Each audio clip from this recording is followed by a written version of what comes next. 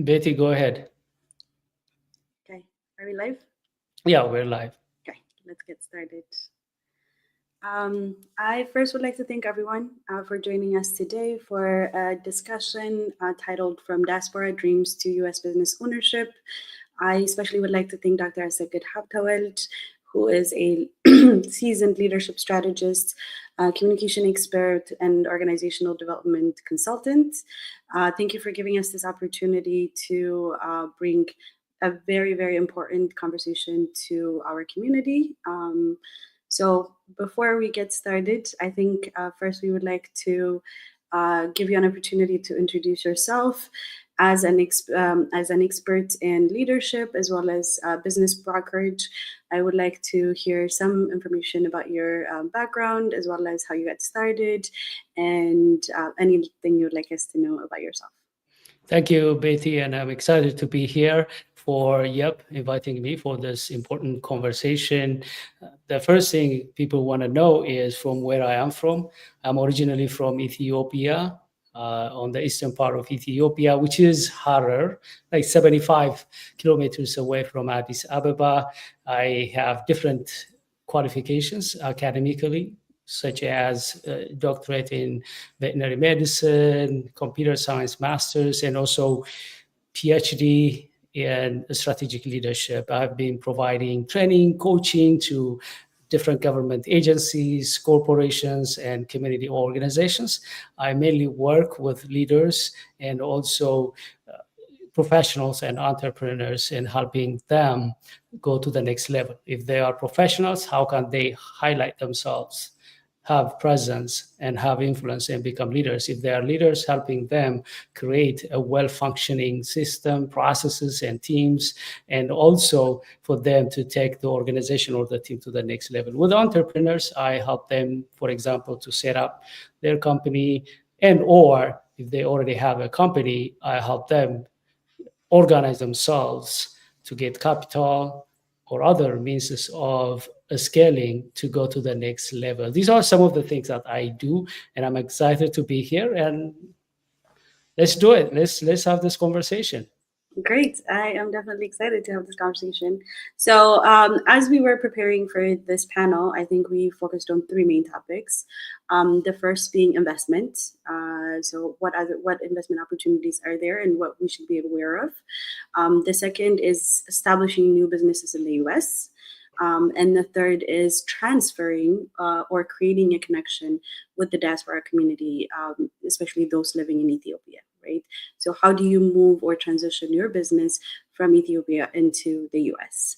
So I think we have such a wide interest here, and especially with our audience. So we would definitely be covering those interesting topics there. So to start, I think we're going to start with establishing new businesses here in the US, right? So when it comes to buying and valuing businesses in the US, you state that it's actually smarter to use what's already existing. So, right, well, we don't have to invent the wheel. You don't have to start from scratch. Please go ahead and explain more on that and how you would think it would be the easiest for somebody who is thinking about establishing business here. Yeah, let's just step back a little bit. And I want to say one thing, which is whenever people think about Ethiopians in the diaspora, they think as hard workers, smart, very nice, sociable, disciplined. That's how they know us. The next chapter of the diaspora should be for us to have ownership, to build wealth, and also to have impact in terms of investing and owning businesses and so on. That's why we have this conversation. And our society, our diaspora, is well known about our capacity and the influence that we have in the United States. But how much can we influence in the United States if we enter into businesses, which means how can we create businesses? When we think of creating businesses, there are different options. One option would be just to start with from the scratch, which is you go out, design, build, launch it. Another option would be to go out and buy, which means you go out to find an existing business and then you pay for it and you own that business. The question is, which one is best in terms of, let's say, safety? Which one is safe? Yes. Which one is easier or fast? Let me give you statistics. There are a couple of statistics in this area. One statistics says that 1 out of 10 businesses fail within a decade. There are some stats that say that actually 7 of them fail, not 9 of them. So the first data was 9 of them fell, only 1 succeeds, but there are data which say that 7 of them fell, maybe 3 of them succeed. It doesn't matter. But on average, more than half of new businesses fail. Part of the reason would be maybe there is no business for them. There's no demand for that new business. Or maybe there are no clients, or maybe there are no opportunities or capital or interest and so on and so, or expertise, which means when you open your own new business, you have 1 in 10 chance to succeed, 1 out of 10 chance to succeed. Why would you take that chance? But if you look for an existing business, at least that business survived and that business already passed those chances of failure. And therefore, when you approach an existing business, for example, they may already have clients. They already have proof of business. Otherwise, why would you buy them? Unless they have clients, unless they have proof of concept, unless they have products and services. And therefore, your chance to succeed immediately increases. And also, when you buy an existing company, you have a team, system, and processes that are in place. Sometimes when you start, I started a company, it took me years and years to establish customers, systems, processes. And I found out myself that I couldn't be able to scale this company. Actually, I closed one of my companies because it was not scalable. But when you buy an existing company, there is a chance that you could be able to scale it because it's tested, you know about its clients, its products, services, and therefore you're able to buy. I think that makes complete sense. But one thing I would then be concerned is there is a reason why the business owners are selling the business, right? Assuming maybe it's not doing well for numerous reasons, and maybe promotion, and maybe that they lack the need in that community, or whatever the reasoning is. There is a reason why they're selling it. So I think there's always still a risk that you're taking, even though yes, it is an established business. But you do say that there are 3 key valuation basics that every buyer must know, right?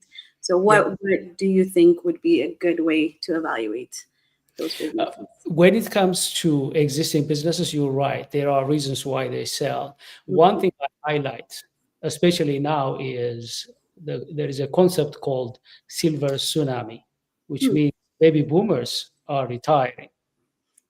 They have been successful. They have like 10 trillions of dollar valuation of businesses owned by baby boomers, and they want to unload their companies. Think about it. They're not selling because their companies are failing. They're selling because they want to retire. When somebody is in that kind of position, we call this a seller who is with a sense of urgency, a seller who is desperate. They want to unload that. And this is a golden opportunity for someone to find that kind of businesses. They are in need of unloading their business. And you're right, you should not go out just buy existing businesses without making valuations. And I'm going to mention a couple of areas where you could be able to evaluate your company. There are professionals that do valuation, but if you want to do yourself, you need to know a couple of things. One area you want to make sure that the company has is the founder is separate from the company, which means the company is independent of the founder.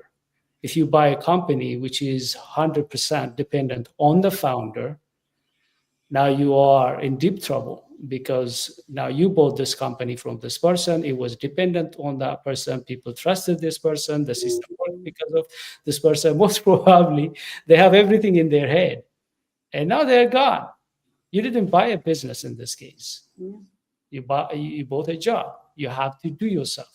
The second area you want to make sure that you are careful is whether the business has diverse customers. Sometimes what happens is that you see the number of revenues they have and you think, oh my God, this is a great company, I want to buy. But the question you should ask is, how much diverse are the customers? Think about, you have 90% of your revenue is coming from one customer. You bought this company. Let's say that one customer walks away. You lost 90% of your revenue. And therefore, this is one criteria you want to make sure that you take care of. Another area you want to make sure you take care is whether there is a well-functioning team, because at the end of the day, especially if you are entrepreneur, you want to make sure that you have a team that support the company, because you don't want to be part of the team and work in the company. You want to work on the company, which means you have a well-functioning team so that you could be able to guide them. You could be able to go out and enlarge the scope of that company. These are, I think, the three areas you have to make sure that you know they are in place before you even consider buying any business. And of course, if it comes to the technical aspect of it, every industry has multiples. If you want to buy, for example, a company which is in, let's say, in hospitality, there are multiples that you could use to accurately evaluate that company. You know their revenue, then you know the multiple. You could be able to gauge how much that company worth if you want to buy that company. If you have a specific question, I will answer. But for people, what I advise them is, before you buy a company, make sure that you know that the founder is not 100% in charge and the company is independent of the founder. And also you want to make sure that the company has a team and, of course, diverse customers. If you know these couple of things, the rest is just technical people would do for you. They will ask the revenues of the company, the tax returns of the company, and there are methods on how to evaluate a company. I don't want to take people into details of this methods. It becomes too detailed for them. No, that was great. I think you gave us a very concise and useful takeaway, because it does completely make sense. You don't want your business to be entirely dependent on the founder, because again, you're buying from the founder and you're replacing him. So when he's gone, you don't want your business to be gone with him. Second, diverse clientele. Again, a very excellent point to make here, because you don't want to be reliant on just one or two businesses sustaining your entire company. And the third, having enough team that could be able to take over in your absence, definitely very important. So that was great. And I just want to say that we are going to provide some resources. So if you do need additional information, then you can definitely go ahead and visit Dr. Assegid Habtewold's website as well. He has excellent resources. So we don't want to invest too much time into going into too much detail, but we're going to be giving you resources as you walk away from this conversation. So, okay. So then let's say you found a great company that you'd like to purchase that already exists. You're ready to go ahead and make the offer. What are your financing options? There are multiple options that you have, but I want to give a good example that highlights how much sometimes immigrants, they may not have information about financing. There was a lady She's very, very passionate. She was told that Assegid is a business broker and he could be able to help you find a business. She called me, we chatted, we greeted each other, and she told me that I want to buy a business. I asked, what kind of business are you looking for? A laundromat. And then I asked, how do you plan to finance it? She told me, I have $250,000. And then are you using this as a down payment, or do you want to find a laundromat which is valuated for $250,000? The latter was her case because she was looking just to use her cash, because in her mind, she can only buy using cash. And I explained to her there are many options, and I'm going to share some of these options. One of the options would be you can go out and find a conventional lender. These are banks and institutional investors and so on. They give you some interest rate, but most of the time, the interest rate is a little bit high when you go to these conventional lenders, and also the term is very short. There are other options, especially for small businesses. Many people may not know SBA, Small Business Administration, they offer up to $5 million of loan with longer term, better interest rate. I can mention a couple of them. For example, there is an SBA loan program called 7A, which is a kind of generic loan. You could get up to 5 million. Of course, don't quote me. It could go up, down. It may change. And also it has requirements. But if you go for this, financing means you're getting loan from the government and you just need to have down payment, certain percentage. It may change from time to time, depending on how much you want to get from the 7A program. You just need to down payment. For the lady I mentioned, for example, she could use the $250,000 as a down payment. Mm-hmm. And then she could get the loan, let's say $1 million or $2 million loan. The power of this is leverage. One of the reasons why savvy investors are succeeding in the United States who know the system is they leverage. They don't just use the little cash they have.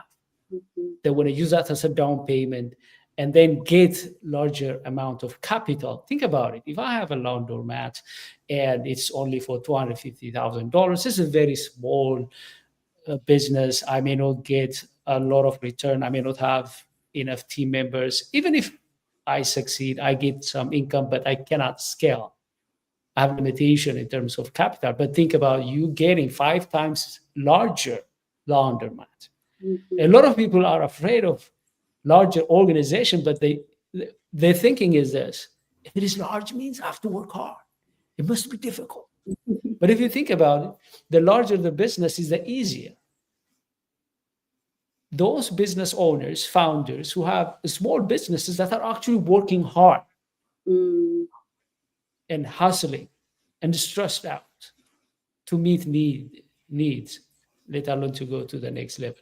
But if you have larger organization, means you have larger market, which means you get out of volume a lot of revenue, which means you can use that to hire more people, to produce more product and services, to market, to brand yourself, and so on. Further scaling yourself. This is 7A, just once, 504, which is, for example, you have a lease for your company. You could pay from your own revenue, or you can go to SBA 504, which allows you, for example, to buy this property that you leased rather than paying lease. And when you leave, you don't have any equity. But rather what happens is that you get that loan, for example, and then you buy that property. Whatever you used to pay for your lease, now it's paid towards owning that property. By the time you're done, you have a property. You build your equity. This is just these are just a couple of examples. I'm not a CPA. I'm not expert or licensed on this one. I'm providing educational information here. People could Google, could approach, for example, loan brokers, SCBA qualified lenders, stuff like that. The information is out there, but we need to have this exposure. Okay, if I want to buy a business, what are my options? How do I finance? And as I said, you can use your cash, or you can go to SCBA, or you can go to conventional lender. Here is what a lot of people don't know: seller financing. I mentioned about silver tsunami, which means this successful baby boomers, they have money. They're not rushing to get cash when they sell their businesses. Actually, they want to save from capital gain. And because of that, what they do is, I'll become your bank. Actually, they benefit from the interest rate because they are now the bank. Whatever interest they agree with you, they are getting paid every month, principal plus interest. For them, is they're not paying 20% or so capital gain right there. They could be able to become a bank for you, and this allows them also to stay with you, to make sure that their legacy continues. What's the benefit for the buyer is extraordinary. You don't go to all of those hassles to get money, to get capital. The seller actually wanna sponsor you. Here is another thing.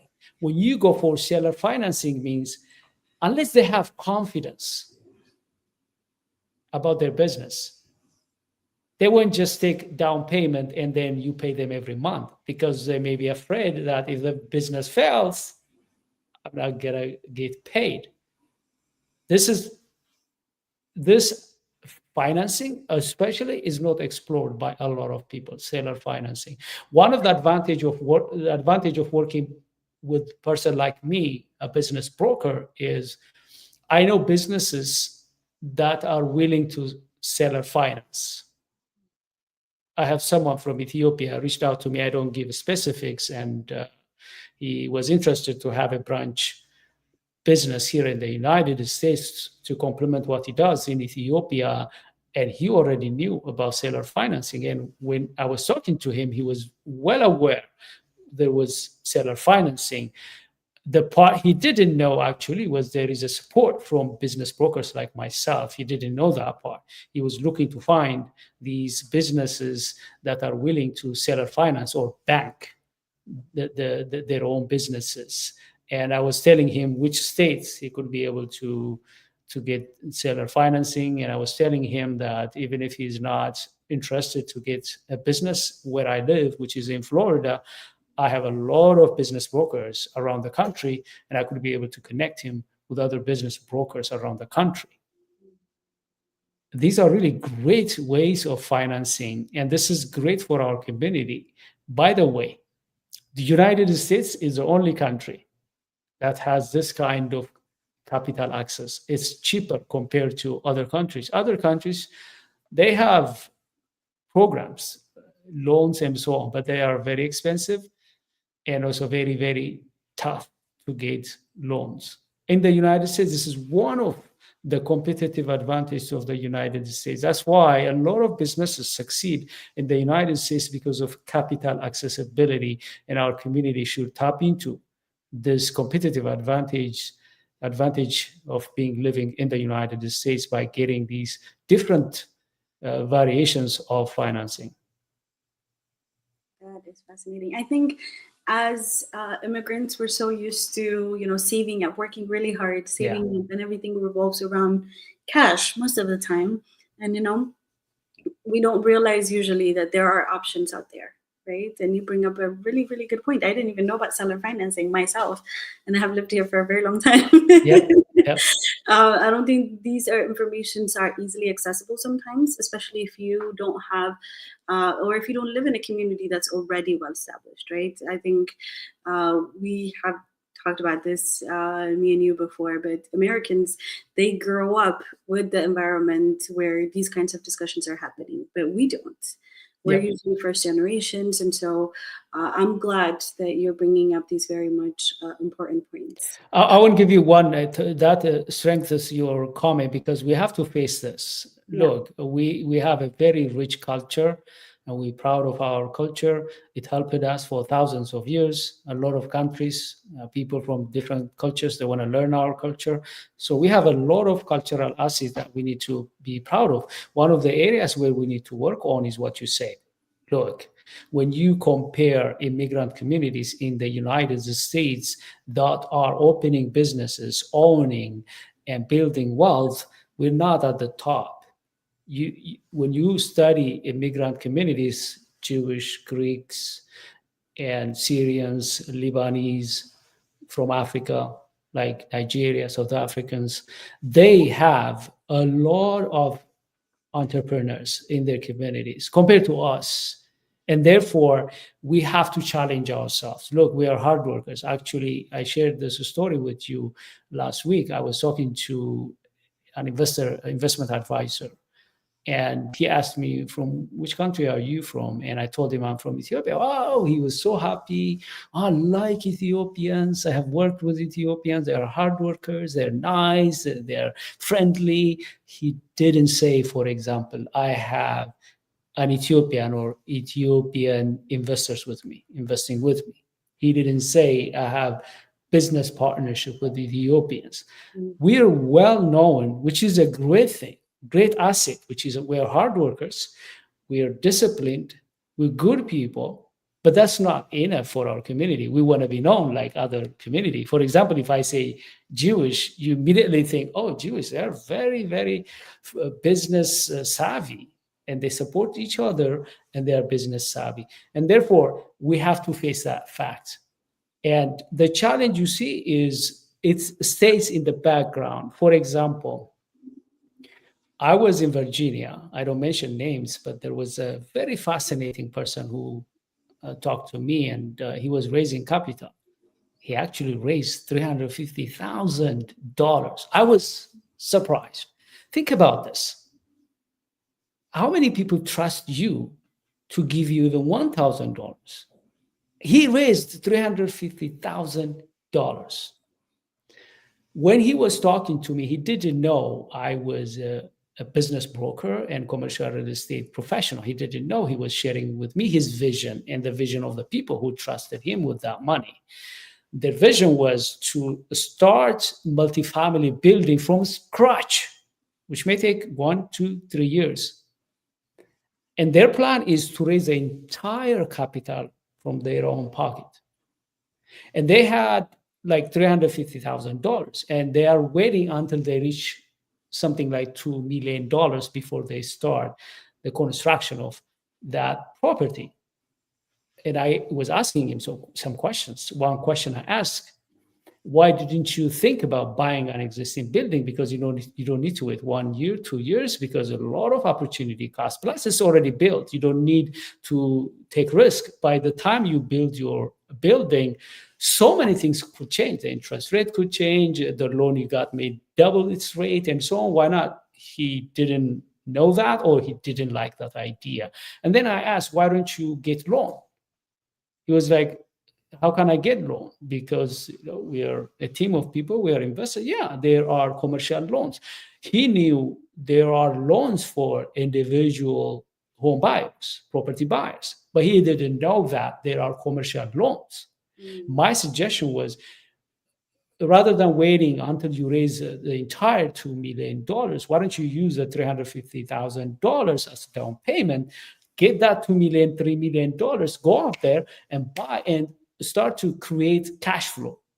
Now the people who gave you the money, cash flow is coming, they're going to love you. They don't ask for the money. But if you wait until you raise $2 million, hey, after a while, they generate question like, what is he really doing with that money? The doubt going to creep in, and they will say, give me my money back. I trust you, I like you, but I prefer my money to be around my pocket. I told him that. The point I'm making is this. Our community, a great community, we have so many strengths. But when it comes to leveraging capital, which is one of the competitive advantages of being in the United States, we're lagging behind. There is no shame in that. We have to say, like you admitted, I didn't know about this. Now you know what you're gonna do. Hey, let's talk and take our community to the next level, which is building wealth, which is owning, which is leveraging capital and taking our community to the next level and change the story. The story is we're not just hard workers. We're not just nice people to have. Hey, we're also investors. Hey, we're also investment savvy. We need to have that kind of conversation. If not for this generation, what about the next generation? And I'm glad that YAP, one of my favorite Ethiopian community organizations, brought this conversation and brought these questions. And thank you for asking these tough questions. Of course, and thank you for being here. Honestly, I really do appreciate you taking your time to go through these conversations. So, okay, so let's say I have found a business. I have now found financing options based on your recommendations, whether it's SBA loans, conventional loans, or even working through seller financing. But I am located in Ethiopia or really somewhere else. Can you walk me through what I can do to obtain my investor visa? This is very important for a lot of Ethiopians because in my conversations, a lot of people didn't know. I didn't know. After I became a business broker, I had a mentor and he was like, I think you and I should work on investor visa. I didn't know. I asked, what's investor visa? He told me, didn't you know? Oh, yeah. I helped a lot of people to come to the United States, but he have had experience in Europe, Asia, Canada, and South America. And I asked him, what is investor visa? And he explained to me. And of course, I went deep and I studied and I realized that there are some investor visas, E1, E2, and also EB5. And I'm more interested as a business broker who's helping people to get this investor visa is either E2 or EB5. E2 is treaty based. If your country has a treaty with the United States, you could do reasonable investment in the United States. During that investment time, you could be able to come in and out of the United States without trouble. This E2 visa allows you to come to the United States to do business. The next comment, which may interest a lot of people, is called EB5.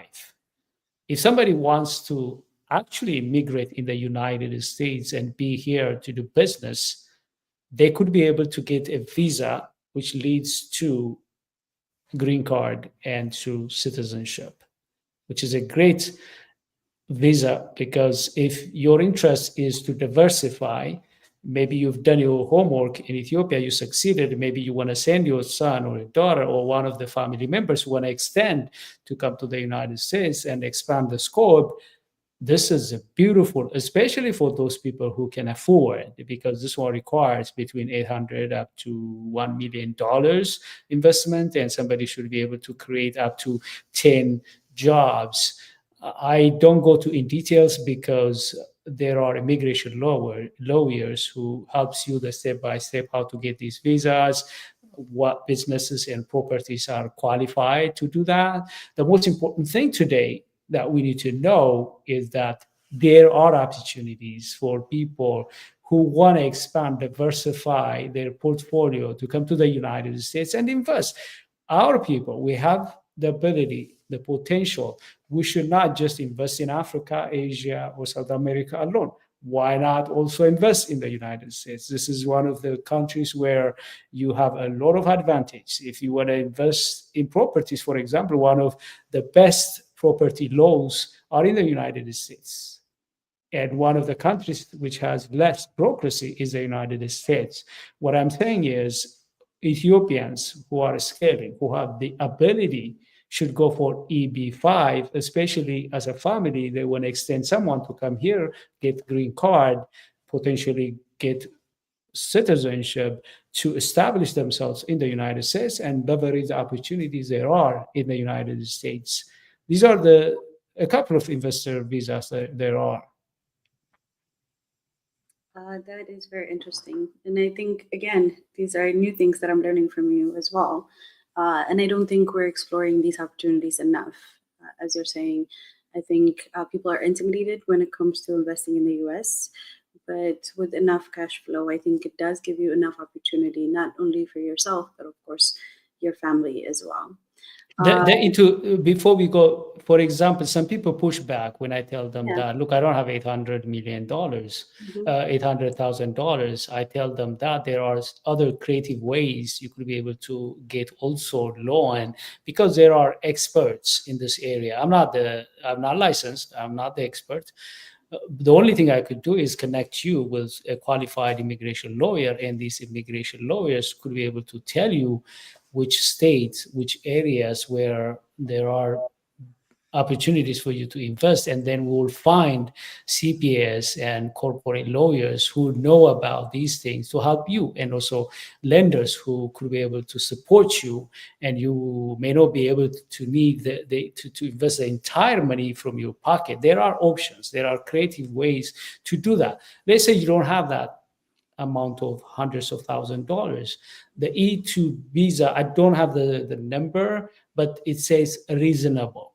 If you invest a reasonable amount of capital, you could be able to get E2, but it requires treaty between the United States and Ethiopia. The good thing is, so far, as far as I'm concerned, they have a treaty, which means if you don't have that much amount of money, yeah, you won't be able to immigrate to the United States and establish yourself, and you have a path to get green card and citizenship. But at least you could be able to come to the United States as an investor, Mm. as far as you are making reasonable investment.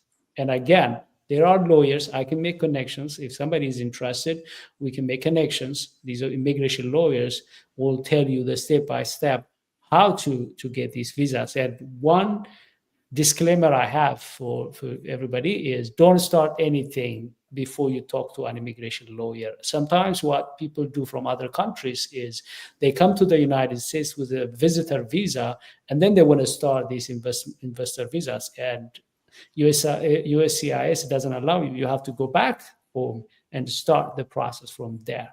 And therefore, I emphasize this: you have to start first with an immigration lawyer. And there are well qualified immigration lawyers. We can make connections. That is great to hear. Yeah.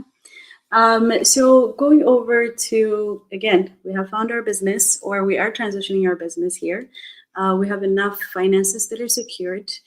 What would you say, especially to those that already have businesses, how would you recommend for them to connect with the diasporas that are living in the US?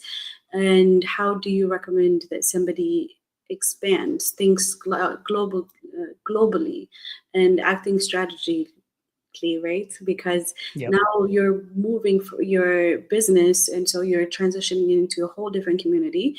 But so now your audience is going to change, your clientele is going to change. But not only that, even adapting to the culture, whether it's through the finances, even, right? So the way we use our credit system here in the US is significantly different from how things operate in Ethiopia. So how would you say, and how would you think that it would be easy for somebody to do such a thing, to make partnerships and to make the jump into establishing their business in the US? Betty, you brought a very important point. I'm going to take you back. It was 2024 or 2023. I don't remember. I was attending a meeting. I was sitting down there, and there are three very powerful panelists, Ethiopian professionals and investors on the stage.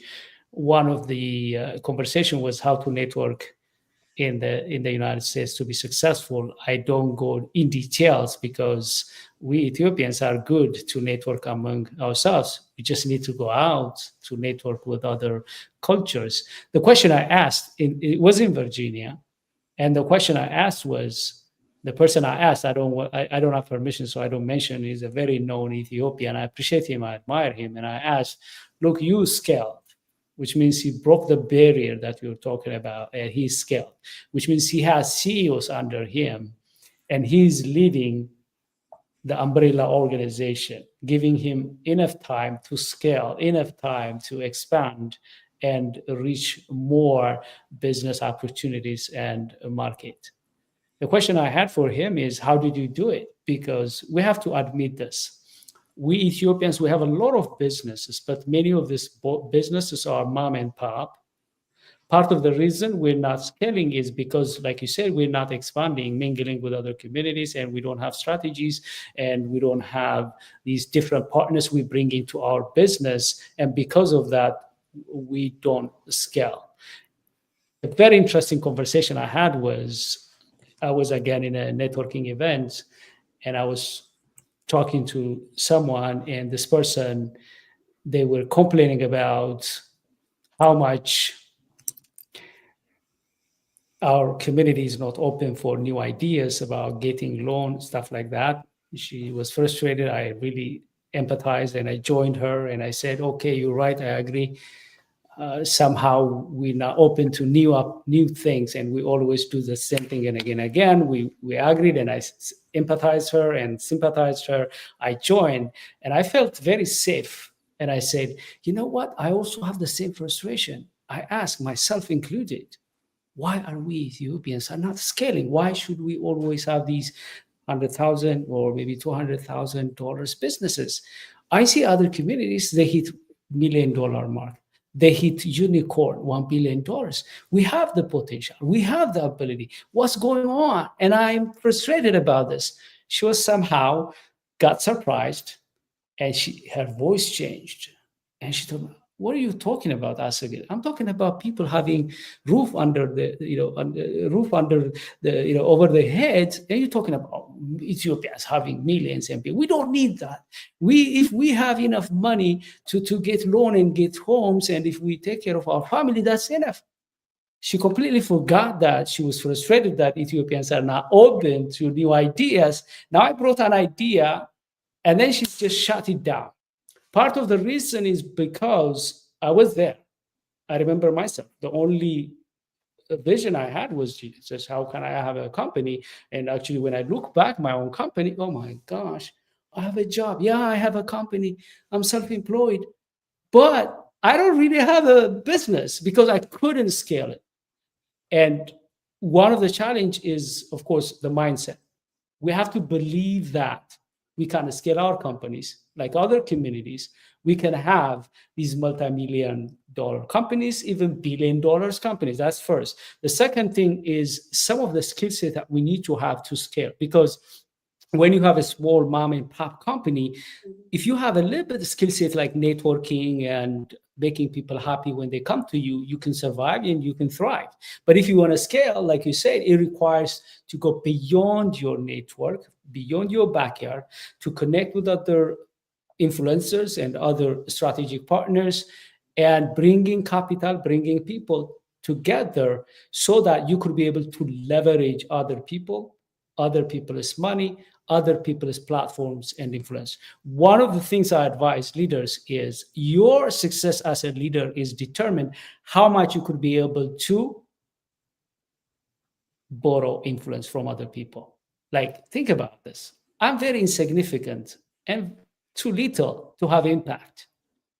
But if I go beyond my backyard, beyond my influence, I could borrow money. Yes, of course, we talked about that. I could also borrow the influence of other people in my industry. I can bring them together. I can collaborate, and then I can scale my company.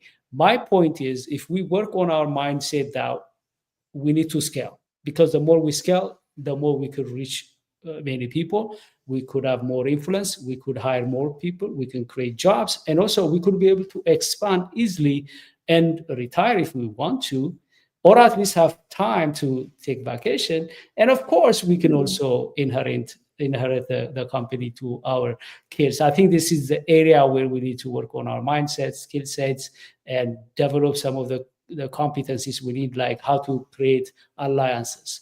How do you form some coalitions and then leverage these to scale and to go to the next level? Yes, and this is actually a great transition to my next question, because I think in our community there's a lot of barriers that you're gonna have to break, right? So the first starts with language barrier. Yeah. Are you confident in your communication to be able to sell your idea, to convince somebody to invest in you, right? Because now we're thinking outside our community. Because within our community, you can use Amharic if you need to explain yourself, or really any other languages that we have. But going out there and putting yourself in that position to communicate your idea effectively and convince someone is, I think, a skill set that we need to acquire, right?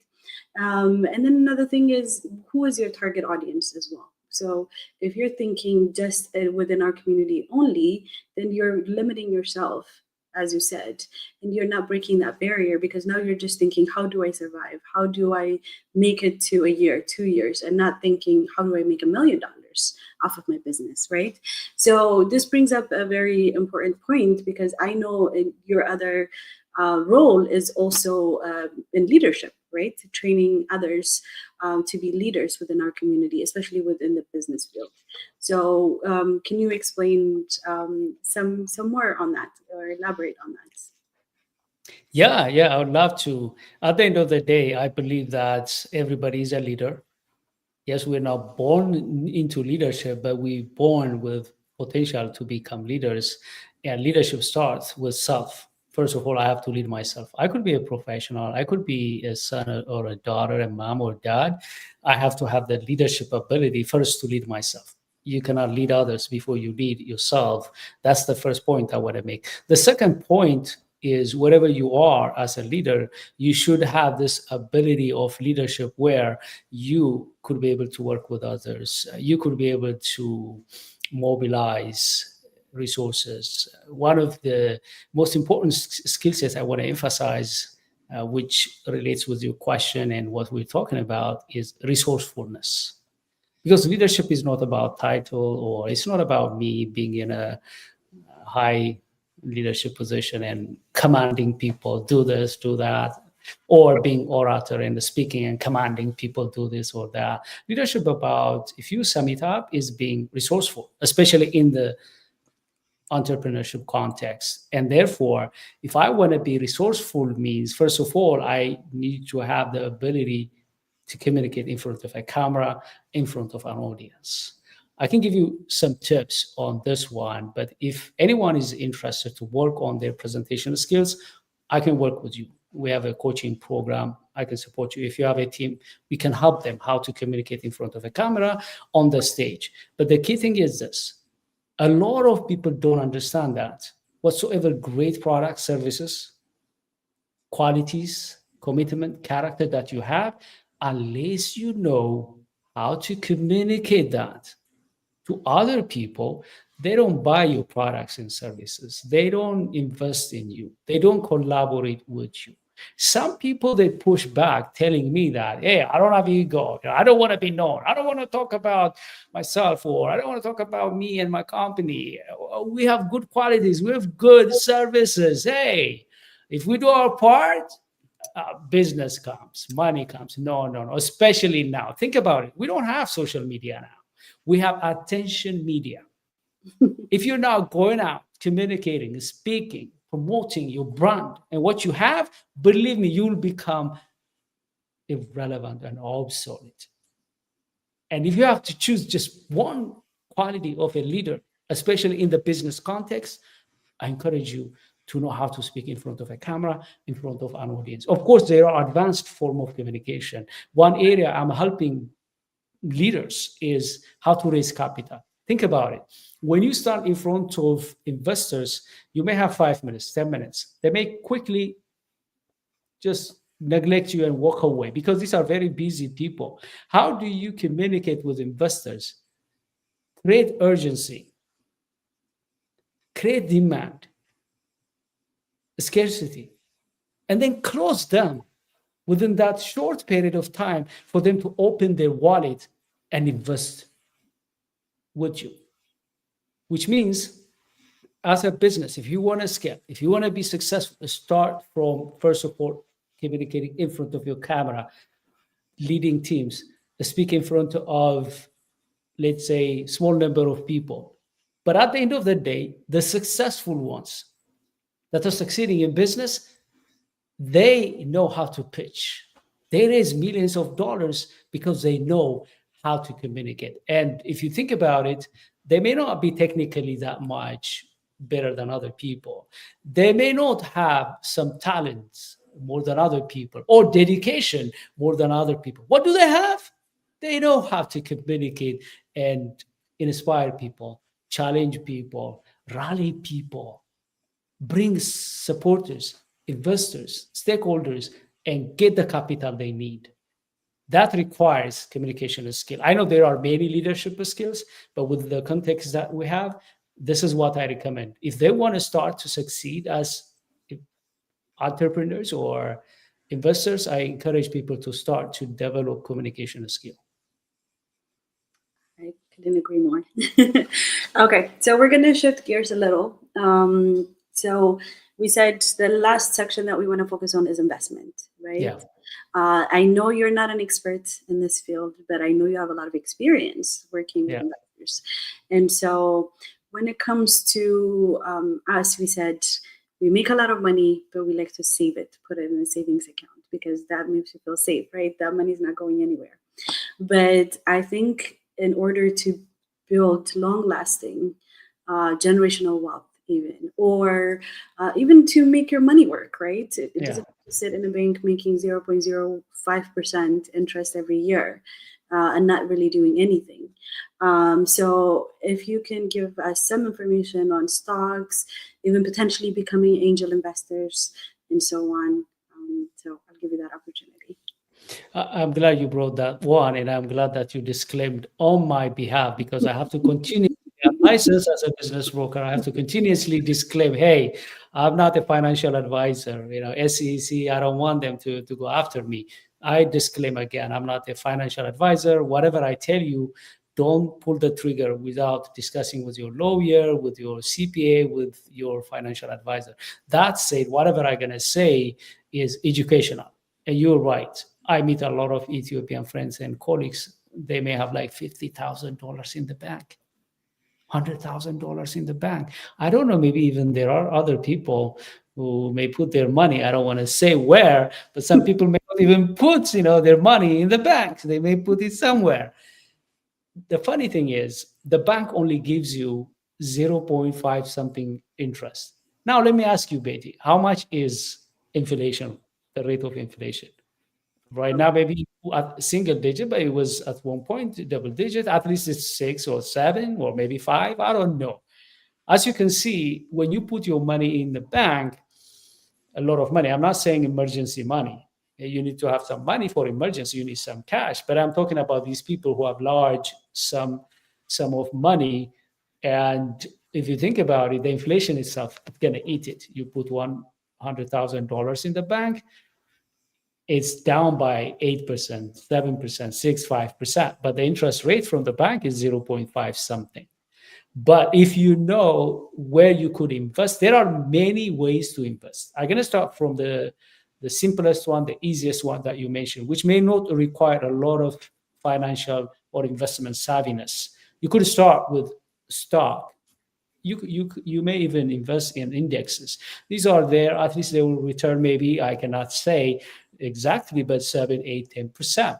Or you put that money into bond, which is a fixed income that may not generate like a stock, but it has low risk, and therefore you could be able to do that. Or if you have more money, what you could do is you could be able to invest as an angel investor or as a venture capitalist. You could be able to invest your money in different alternative investment vehicles.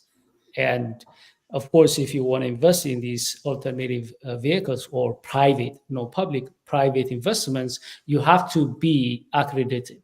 In the United States, exactly, I don't remember exactly, but you have to have like $250,000 at least salary for the past 2 years, and you could be able to have the same kind of income. Was married, I don't know, maybe $300,000 or $350,000, or you have a net what do you call your what do you call them? I'm trying to figure out that term. Net worth, yes. Okay. If you have a net worth up to $1 million minus your residential property, you are called accredited. I don't know, the number could be different. Somebody could go out and Google that. If you are an accredited investor, these alternative private investment opportunities, they allow you because you are accredited. You can invest because you are accredited. If you lose money, you could be able to handle that. But people who are not accredited, they could be able to invest with bond on stock and other opportunities that they have. At least I remember when I was talking to you, you mentioned about eco, for example. We talked about that. Our community, we could also come together. For example, we could use eco, for example, and modify it. If we have, let's say, everybody gets $50,000, let's say for the next 1 year, when somebody gets that money, they could use as a down payment, for example, to to to to to invest on something like that. Creative ways, because I see there are some people who still use eco. I don't know the English equivalent of that. There are still people who use the old ways of doing eco the way they did in Ethiopia. But in the United States, why you wait 1 year or 2 years to buy something or to invest something? Why not just do it today? You could be able to get loan and buy that thing or invest on that thing today. Why wait 1 year or 2 years? But if we become creative, we can use our social self-made. Therefore, we could be able to generate some capital within ourselves and use that as a down payment to leverage capital and invest on bigger things. These are some of the areas where people could be able to invest their capital if they are interested. I'm not a licensed investment advisor or financial advisor, but I know a lot of them. Depending on your ability to invest, I can connect you with these professionals. Thank you. Yes, I understand. This is not your expertise, but thank you for clarifying. And I think that was a lot of information that you shared as well. And I'm glad this event is recorded, because if anyone comes up with a quote as an angel investment opportunity, that is my trademark. So I have Yes. to be a witness.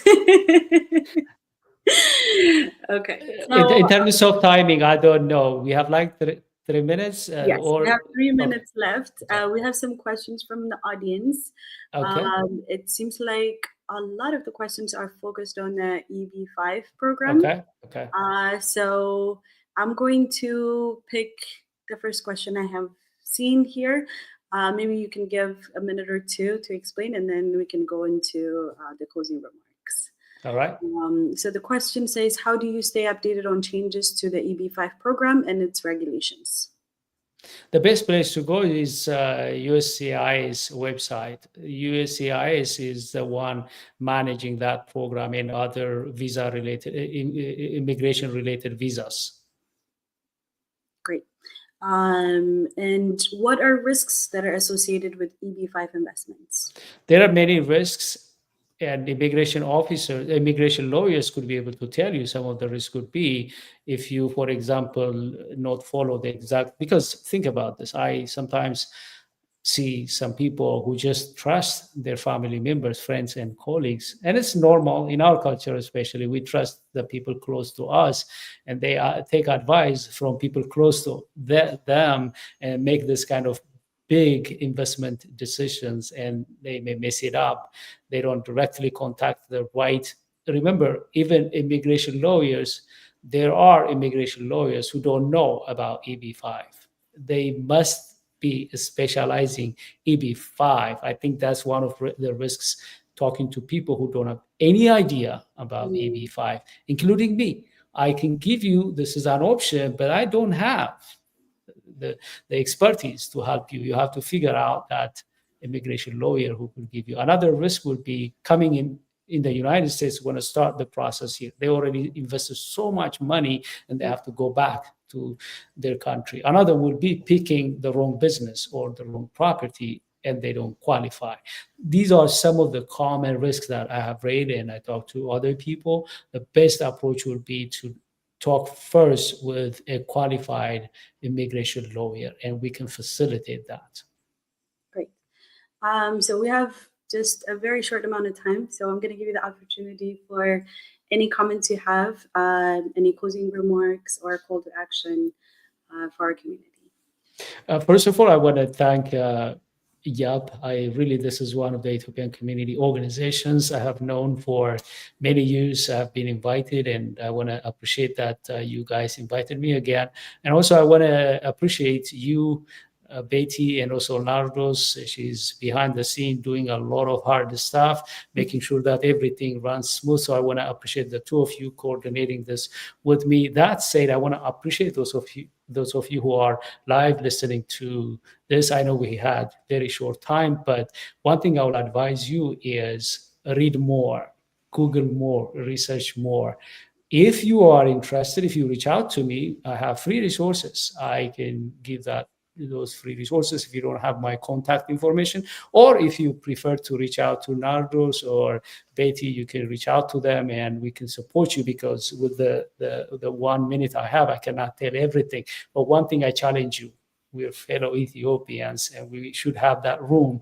I hope you forgive me that we need to challenge ourselves, especially our mindset. We have a lot of potential, and the way to start challenging ourselves is exposing ourselves. I just exposed you with some of this information. Can you imagine if you expose yourself more? Together we could be able to have impact. That's the message I have. Let's challenge ourselves. Let's be humble. Let's just own our responsibility, which is we are in a great country, the United States of America, cheap capital, a lot of opportunities to invest. Why not we change our story? Story from hardworking immigrants, nice to have immigrants, beautiful immigrants. Why not we should also be called those who build wealth, those who build legacy, those who serve multitudes of people here in the United States. And I look forward to collaborate with anyone who is interested to work with me. Hopefully you invite me again. And then when I come back again, maybe I can dive deep to talk details. That said, thank you for being here, everyone watching, and also Betty and Nardos. Yes, thank you very much. I couldn't put it in any better words. That was very inspirational. I hope our audiences were able to take a lot of information from this discussion. And I know we kind of hit the surface on most of these topics, but we can definitely dive deeper in the future as well. So thank you very much for investing your time, Dr. Assegid. I really do appreciate you. I would like to thank my team, our YAP community for their support. And again, of course, Nardos in the background doing all the work. So thank you very much. It was great chatting with you. Thank you. Bye.